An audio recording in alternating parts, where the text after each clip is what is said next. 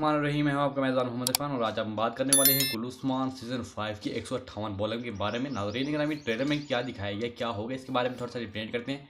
अगर आप हमारे चैनल पर चैनल को सब्सक्राइब कर लें, बेल आइकन को लाजमी प्रेस करें, वीडियो फुल वॉच कर लीजिएगा।